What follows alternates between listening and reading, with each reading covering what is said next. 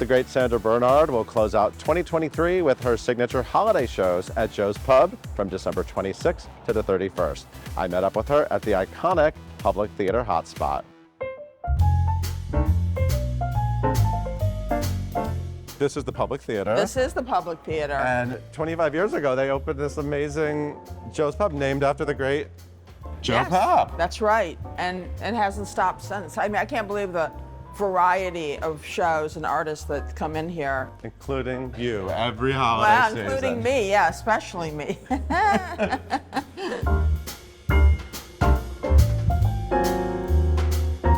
Seeing Sandy at Joose Pub, this is like Judy at the Palace. I mean, this is like a legendary venue for you. It really is. It's quintessential New York. It is. Musically, I always think it's excellent because I kind of cultivate songs throughout the year that I think, oh wow, I'd really like to bring my take to that song, my interpretation. I think that the people who come, whether they're out-of-towners or native New Yorkers or people who are transplants like most of us are, I think this is the place people come, they want to connect to that energy and the beauty of the underlying themes and currents of humanity. And you are, for me, one of the ultimate New York cool icons. It's such a beautiful legacy you have with this city and with the people of this city, and it's special. Well, it is special, and it also has resonance and reverberations, because when I go other places, other parts of the country, where people don't have such readily accessible, artistic, cultural things happening, you can bring a little bit of that, and also bring just the realness and the funkiness and the emotion of life and what I connect with. I'm not a snob. I really like people when they're accessible and groovy, and it really doesn't matter what their background is. You're doing 10 shows this year, right, between Christmas and New Year's, and then a New Year's show. It's become a tradition. I mean, it's like, for me, it's like, you see the tree, you see the Rockettes, you see Sandy down at Joose Pub. I mean, it's great. Your brand, for me, is that you're always in the moment and you're always paying attention to the world. You kind of put the world in focus and you make everyone feel better. It's a real gift you have. And it's a gift that I like to cultivate, and I don't turn my back on it. I think that's one of the reasons I've continued to perform live throughout my career, and it always draws me back in. And I'm always jotting down ideas and thoughts and conversations I hear, or moments in a taxi, or all these things that are just like constantly just bursting around us, and they're flavorful and they're inspiring and they're colorful, and that's what keeps life so. And the continuity, the ongoing sort of thread of life.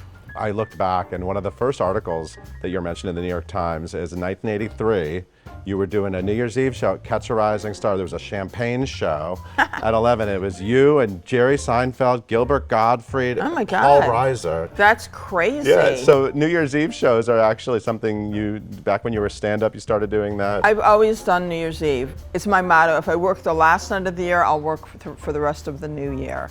It's sort of my superstition.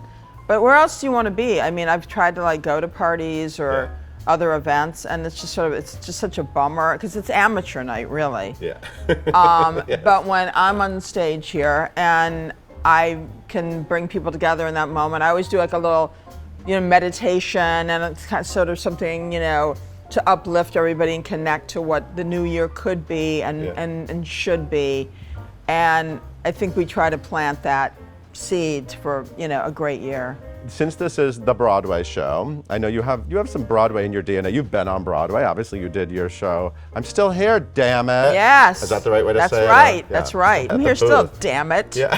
I was thinking about the old time listings of what category are you? Comedy, music, theater, performance art, therapy for me sometimes seeing you. You sort of cross all of those, but for me, I always see Broadway sort of woven through your work. Well, for sure, Broadway was my original inspiration, because it's a maybe overtold story that I saw Carol Channing in Hello, Dolly in 1963 at the Fisher Theater in Detroit when I was 8 years old.